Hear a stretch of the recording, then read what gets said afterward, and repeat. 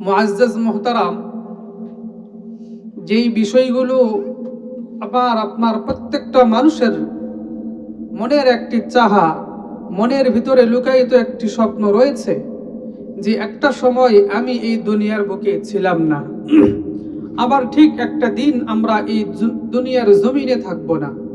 পূর্ব যেমন আমরা দুনিয়ার এই বুকে ছিলাম না, পরবর্তীতেও আমরা দুনিয়ার এই জগতে থাকব না, এবং মাঝখানে এই অস্থায়ী সময়ের জন্য আমরা কেন আসলাম? এই তিনটি প্রশ্ন আমাদের সকলের মনে। যখন আমরা এই দুনিয়াতে ছিলাম না তখন আমরা কোথায় ছিলাম? যখন আমরা এই জগতের মধ্যে থাকব না তখন আমরা কোথায় যাব? আমরা পূর্বেও যেহেতু ছিলাম না, পরবর্তীতেও যেহেতু থাকব না, তাহলে মধ্যবর্তী এই অস্থায়ী সময়ের জন্য দুনিয়াতে কেন আসলাম? হাকিমুল উম্মত মুজাদ্দিদুল মিল্লাত শাহ আশরাফ আলী থানভী রহমতুল্লাহি আলাইহি বলেন, কোন আল্লাহ তাআলার বান্দা বান্দি যদি এই তিনটি প্রশ্নকে সামনে রেখে নিজের দুনিয়ার এই জীবনযাত্রা অতিক্রম করতে পারে, তো আল্লাহ রাব্বুল ইজ্জত ওয়াল জালাল ওই সমস্ত বান্দা বান্দির পরকালকে অনেক বেশি সহজ করে দিবেন। কোন মুসলমান যদি কেবলমাত্র একমাত্র আল্লাহ তাআলাকে বলে, তাওহীদ এবং রিসালাতের জায়গা থেকে যদি কোনো মানুষের আকীদা কনসেপ্ট ক্লিয়ার, পরিশুদ্ধ, পরিষ্কার না হয়, কোশ্চিন কালো এই বান্দার এই আকাঈদ, এই বান্দার এই আকীদা নিয়ে বান্দা দুনিয়ার এই জীবনযাত্রা যদি অতিক্রম করুক না কেন, যদি আকীদা আমাদের বিশুদ্ধ না হয়, কলব যদি পরিশুদ্ধ না হয়, আমাদের এই দুনিয়ার পার্থিব জগতের যতগুলো আমল করব না কেন, কোনো আমলই মাওলা পাকের দরবারে কবুল হবে না। একজন মুসলমান যদি বলে আমার তাওহীদ ক্লিয়ার, তাওহীদের আকীদা আমি সর্বক্ষেত্রেই আমি আমার রব হিসাবে আল্লাহ তাআলাকে মানি, আমি আমার খোদা হিসাবে একমাত্র আল্লাহ তাআলাকে মানি, তিনাকে ব্যতীত আর কাউকে মানি না, অবশ্যই খোদা হিসাবে তিনাকেই আমি অংশীদারিত্ব লাভ করি, তিনার কাছেই সিজদা করি, তিনার কাছেই রুকু করি, তিনার জন্যই রোজা রাখি, তিনার জন্যই যাকাত দেই, তিনার জন্যই হজ করি। মোট কথা, একটা মানুষের প্রত্যেকটা জীবনের সেক্টরে যদি বলে একমাত্র আল্লাহ তাআলার জন্য করি, কিন্তু রিসালাতের জায়গায় গিয়ে যদি কেউ বলে আমি মুহাম্মদকে মানি না, আমি মূসাকে মানি, আমি ঈসাকে মানি, বাবা ইব্রাহিমকে মানি, হযরত আদম আলাইহিস সালাতু ওয়াস সালামকে মানি, কোশ্চেন কালেও এই বান্দার তাওহীদের কোনো লাভ আসবে না। কোনো ব্যক্তি যদি শুধু তাই নয়, জনাবে মুহাম্মদুর রাসূলুল্লাহ সাল্লাল্লাহু আলাইহি ওয়াসাল্লামকে নবী হিসেবে মানলো, কিন্তু আখেরি নবী হিসেবে যদি না মানে, তবুও এই বান্দার রিসালাতের যাররা পরিমাণ কোনো লাভ হবে না। কাজে যদি আমাদের তাওহীদের রাস্তা কনসেপ্ট যদি ক্লিয়ার রাখতে হয়, আমাদেরকে রিসালাত এবং তাওহীদ দুইটার সমন্বয়ে আমাদের এই জীবনযাত্রা অতিক্রম করতে হবে। নচেত আমরা যতই আমল করি না কেন, আমাদের এই আমলের কোনো ফায়দা আসবে না। কাজেই একজন মুসলমানদের জন্য অবশ্যই তার রিসালাতের জায়গা, রিসালাতের কনসেপ্ট হতে হবে আহলে সুন্নাহ ওয়াল জামাতের অন্তর্ভুক্ত হতে হবে। যদি কোনো মানুষ বলে কেবলমাত্র আমি আমার রিসালাতের জায়গায় সরওয়ারে দু আলম সাল্লাল্লাহু আলাইহি ওয়াসাল্লামকে নবী মানি, তিনাকে ব্যতীত আর কাউকে নবী মানি না, তবে এই বান্দার রিসালাতের জায়গাটা ক্লিয়ার। কিন্তু কোন মুসলমান যদি এমনটা মনে করে আমি রিসালাতের জায়গায় গিয়ে মুসা নবীকে মানি, ঈসা নবীকে মানি, ইব্রাহিমকে মানি, দাউদ আলাইহিস সালাতু ওয়াস সালামকে মানি, হযরত আদম আলাইহিস সালাতু ওয়াস সালামকে মানি, আপনার আমার এই তাওহীদের কোনো লাভ হবে না। যতবারই আমরা লা ইলাহা ইল্লাল্লাহ বলি না কেন, কোশ্চেন করলো আমরা জান্নাতি হইতে পারবো না। হ্যাঁ, তখনই আমরা জান্নাতি হইতে পারবো যখন আমরা লা ইলাহা ইল্লাল্লাহ বলার পরে মুহাম্মাদুর রাসূলুল্লাহ সাল্লাল্লাহু আলাইহি ওয়াসাল্লামের জায়গায় গিয়ে অবশ্যই সরওয়ারে দু আলম সাল্লাল্লাহু আলাইহি ওয়াসাল্লাম মুহাম্মাদুর রাসূলুল্লাহকে যখন আমরা নবী হিসেবে মেনে নিব, মুহাম্মাদুর রাসূলুল্লাহ সাল্লাল্লাহু আলাইহি ওয়াসাল্লামকে যখন আমরা শেষ নবী হিসেবে মেনে নিব, তখনই আপনার আমার তাওহীদ ক্লিয়ার, রিসালাত ক্লিয়ার। এই তাওহীদ এবং রিসালাত যখন আপনার আমরা পরিশুদ্ধ হয়ে যাবে, পরিষ্কার হয়ে যাবে, তখন আমি যত আমলই করি না কেন, প্রত্যেকটা আমলই আল্লাহ রাব্বুল ইজ্জত ওয়াল জালালের দরবারে পরিষ্কার এবং ক্লিয়ার হয়ে যাবে। রূহের জগতে আল্লাহ রাব্বুল ইজ্জত ওয়াল জালাল দুইটা কনফারেন্স করেছিলেন। একটা কনফারেন্স করেছিলেন দুনিয়াতে যতগুলো মানুষ আসবেন প্রত্যেকটা মানুষকে নিয়ে একটা কনফারেন্স করেছিলেন, আলাস্তু বিরাব্বিকুমের কনফারেন্স। সমস্ত রূহগুলোকে যখন একত্রিত করে আল্লাহ রাব্বুল আলামিন বললেন, আমি কি তোমাদের রব নই? আমি কি তোমাদের আল্লাহ নই? আমরা সকলেই এক বাক্যে স্বীকৃতি দিয়েছিলাম, ক্বালু বালা, অবশ্যই আপনি আমাদের আল্লাহ, অবশ্যই আপনি আমাদের খোদা, আল্লাহ তাআলা একমাত্র আপনি ছাড়া আমাদের আর কোনো ইলাহ নাই, এই স্বীকৃতি দিয়ে এসেছিলাম। কিন্তু আল্লাহ রাব্বুল আলামিন স্পেশাল ভাবে আরো একটা কনফারেন্স কনফারেন্স করেছিলেন, যে কনফারেন্সের মধ্যে দুনিয়ার সাধারণ কোনো মানুষ ছিল না। আল্লাহ রাব্বুল আলামিন দুনিয়াতে যতগুলো নবী প্রেরণ করবেন, যতগুলো রসুল পাঠিয়ে দিবেন, যতগুলো পয়গম্বর দুনিয়াতে আসবেন, প্রত্যেকটা নবী প্রত্যেকটা রসুলকে নিয়ে একটা আলাদা কনফারেন্স করেছিলেন। এই কনফারেন্সের মধ্যে আল্লাহ রাব্বুল ইজ্জতুল জালাল সমস্ত পয়গম্বরদের থেকে একটা ওয়াদা নিয়েছিলেন, আপনাদেরকে তো আমি দুনিয়াতে প্রেরণ করব দ্বীনের দাওয়াতের জন্য, আমার কিতাবের দাওয়াতগুলো সাধারণ মানুষের মাঝে পৌঁছে দেওয়ার জন্য। আমি আল্লাহ রাব্বুল আলামিন প্রতিনিধি হিসাবে আপনাদেরকে আমি দুনিয়াতে প্রেরণ করব। কিন্তু একটা কথা স্মরণ রাখবা, তোমাদের এই দাওয়াতের কার্যক্রম চলা অবস্থায় যদি সরওয়ারে দু আলম জনাবে মুহাম্মদুর রাসূলুল্লাহ সাল্লাল্লাহু আলাইহি ওয়াসাল্লাম দুনিয়াতে চলে যায়, তাহলে তোমরা সর্বপ্রথম তোমরা আমার এই দাওয়াতের মিশনের কাজগুলো বন্ধ রেখে অবশ্যই সর্বপ্রথম সরওয়ারে দু আলম সাল্লাল্লাহু আলাইহি ওয়াসাল্লামের প্রতি ঈমান আনবা। এরপরে আখির নবী জনাবে মুহাম্মদুর রাসূলুল্লাহ সাল্লাল্লাহু আলাইহি ওয়াসাল্লামকে সহযোগিতা করবা।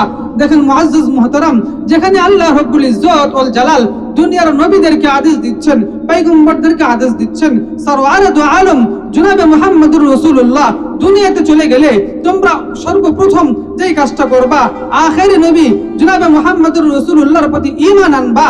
এরপরে সরওয়ারে দু আলম সাল্লাল্লাহু আলাইহি ওয়াসাল্লামকে সহযোগিতা করবা। যেখানে আল্লাহ রাব্বুল ইজ্জত ওয়াল জালাল নবীদেরকে আদেশ দিচ্ছেন মুহাম্মাদের প্রতি বিশুদ্ধ ঈমান আনতে হবে, মুহাম্মদুর রাসূলুল্লাহ সাল্লাল্লাহু আলাইহি ওয়াসাল্লামের প্রতি অনুসরণ করতে হবে। সেখানে আপনি আমি সাধারণ মানুষ, আপনার আমার জন্য রাসূলের সিরাতকে অনুসরণ করা, রাসূলের জীবন আদর্শকে অনুসরণ করা আপনার আমার জীবনের জন্য, আপনার আমার ঈমানের জন্য কতটা ইম্পর্টেন্ট। এই জন্যই হযরত মাওলানা শাহ আশরাফ আলী থানভী রাহমাতুল্লাহি আলাইহি একটা কথা বলেছিলেন, শুরুতেই বলেছিলাম, কোন মা দিবেন আখিরাতের হিসাবটাও বড় সহজ করে দিবেন। একটা সময় আমরা এই দুনিয়াতে ছিলাম না, যখন আমরা এই জগতের মধ্যে ছিলাম না, তখন আমরা যেই জগতের মধ্যে ছিলাম এই জগতের নাম হচ্ছে আলমে আরওয়াহ, রূহের জগৎ। সেখানে আল্লাহ রাব্বুল ইজ্জত ওয়াল জালাল আমাদেরকে বেশি দিন রাখলেন না, অল্প কিছুদিনের ব্যবধানে মাওলায়ে পাক আমাদেরকে অন্য আরেকটা জগতের মধ্যে পাঠিয়ে দিলেন। সেই জগতের নাম হচ্ছে আলমে আরহাম তথা মাতৃগর্ভের জগৎ, মায়ের গর্ভে প্রেরণ করতে পাঠাইলেন। সেখানে আমরা বেশি দিন অবস্থান করলাম না, 9 থেকে 10 মাসের ব্যবধানে আল্লাহ রাব্বুল আলামিন আলম আরহাম সে আপনাকে আমাকে মাতৃগর্ভের জগৎ থেকে পাঠিয়ে দিলেন আলমে দুনিয়া। দুনিয়ার এই জগতে আপনাকে আমাকে প্রেরণ করেছেন। এই জগতের মধ্যে মাওলায়ে পাক আপনাকে আমাকে চিরস্থায়ী হিসাবে রাখবেন না, অল্প কিছুদিনের জন্য আপনাকে আমাকে এই দুনিয়ার জগতে পাঠিয়ে দিলেন। এখান থেকে আল্লাহ রাব্বুল আলামিন আপনাকে আমাকে আরো একটা স্টেশনে নিয়ে যাবেন। এই স্টেশনের নাম হচ্ছে আলমে বারজাখ তথা কবর জগতে আল্লাহ রাব্বুল ইজ্জত ওয়াল জালাল আপনাকে আমাকে পাঠিয়ে দিবেন। এই চতুর্থ নম্বর আপনি আমি বর্তমানে অবস্থান করতেছি, তৃতীয় নম্বর স্টেশন, তৃতীয় নম্বর জগৎ। এখানে বেশি দিন থাকার জায়গা না, অল্প কিছুদিন পরে আল্লাহ রাব্বুল আলামিন আলমে বারজাখের মধ্যে আপনাকে আমাকে পাঠিয়ে দিবেন। আলমে বারজাখ 5ম নম্বর এই স্টেশনকে অতিক্রম করে আল্লাহ রাব্বুল আলামিন 6ষ্ঠ নম্বর আরো একটি জগৎ রেখেছেন আলমে মাহশর, হাসরের ময়দানে আল্লাহ রাব্বুল আলামিন আপনাকে আমাকে প্রেরণ করবেন। সেখানেও মাওলায়ে পাক আপনাকে আমাকে বেশি দিন রাখবেন না, কিন্তু আল্লাহ রাব্বুল ইজ্জত ওয়াল জালালের একটা সুন্দর সিস্টেম, দুনিয়ার এই স্টেশনগুলো অতিক্রম করে করে করে বান্দা আলমে বারজাখ কবর জগতের এই যাত্রাকে অতিক্রম করতে হবে। এরপরে একজন বান্দা আলমে মাহশর, হাসরের ময়দানে উপস্থিত হইতে পারবে। কিন্তু দুঃখের পরিহাস হলো অনেক সময় আমরা ইহুদি খ্রিস্টানদের মুখে একটা কথা শুনি আমরা ঈসাকে হত্যা করেছি, ঈসাকে শুলিতে উঠিয়েছি। এই কথাটাও আল্লাহ রাব্বুল ইজ্জত ওয়াল জালাল কোরআনের মধ্যে বলেন, মা কাতালু ওয়া মা সালাবু ওয়ালাকিন শুববিহা লাহুম বার রাফাআহু আল্লাহু ইলাই। না না, তারা খ্রিস্টানরা আমার ঈসাকে হত্যাও করতে পারেন নাই। মা কাতালুহু ওয়া মা সালাবু, তারা শুলিতেও উঠাইতে পারে নাই। বার রাফাআহু আল্লাহু ইলাই, আমি আল্লাহ রাব্বুল ইজ্জত ওয়াল জালাল হযরতে ঈসা আলাইহিস সালাতু ওয়াস সালামকে আসমানে উঠিয়ে নিয়েছি। স্বাভাবিক দুনিয়ার মানুষগুলো যেমন আলমে বারজাখ কবর জগতের যাত্রা অতিক্রম করে আলমে মাহশর, হাসরের ময়দানে উপস্থিত হয়, আমি আল্লাহ রাব্বুল আলামিন হযরতে ঈসা আলাইহিস সালাতু ওয়াস সালামকে আবার দুনিয়াতে প্রেরণ করব। দুনিয়াতে যাওয়ার পরে সাধারণ মানুষদের মতো আবার তিনি কবর জগতে আসবেন। কবর জগতের এই স্টেশন, এই জগৎকে অতিক্রম করেই কিন্তু আলমে মাহশর, হাসরের ময়দানে তিনাকে আসতে হবে। কাজে যেই সমস্ত ইহুদি খ্রিস্টানরা এই কথাগুলো বলে আমরা ঈসাকে হত্যা করিয়েছি, ঈসাকে শুলিয়ে উঠিয়েছি, তাদের এই কথাগুলো সম্পূর্ণ ভিত্তিহীন কথা, তাদের সম্পূর্ণ এই কথাগুলো জাল কথা। আমার আল্লাহ রাব্বুল আলামিন এই প্রসঙ্গে কোরআনের মধ্যে আয়াত অবতীর্ণ করে দিয়ে বলেন, মা কাতালুহু ওয়া মা সালাবু ওয়ালাকিন শুববিহা লাহুম বাররাফাহুল্লাহু ইলাইহি। এইভাবে আমরা আলিম আর ওয়াহার রুহের জগৎ থেকে আমাদের যাত্রা শুরু হলো, মাতৃগর্ভে চলে আসলাম, দুনিয়ার জগতে চলে আসলাম, আলমে বারজাখ কবর জগতে চলে গেলাম। এরপরে আপনার আমার আরো একটা স্টেশন থাকবে, আলিমে মাহশর, হাসরের ময়দান। এটাই আপনার আমার শেষ মঞ্জিল বা মাকসাদ নয়, আমাদের গন্তব্য স্থল আরো অনেক দূরে রয়েছে। হাসরের ময়দানে যাওয়ার পরে আল্লাহ রাব্বুল ইজ্জতুল জালাল আমাদেরকে পাঠিয়ে দিবেন। আমাদের সেই মাকসাদ, মঞ্জিলে মাকসাদ ছিল জান্নাত, আল্লাহ রাব্বুল আলামিন আমাদেরকে জান্নাতে পৌঁছিয়ে দিবেন। অনেক সময় একটা কথা বলা হয়ে থাকে, জান্নাতীদেরকে যখন জান্নাতে পৌঁছিয়ে দিবেন, জান্নাতে যাওয়ার পরে আল্লাহ রাব্বুল ইজ্জতুল জালাল ডাক দিয়ে বলবেন, তিলকাল জান্নাতুল্লাতী উরিসতুমুহা বিমা কুনতুম তা'মালুন। হে জান্নাতের অধিবাসীগণ, তোমরা তো জান্নাত পেয়েছো, আমি কেন তোমাদেরকে জান্নাত দিয়েছি, তোমরা কি হিসাবে জান্নাতে এসেছো?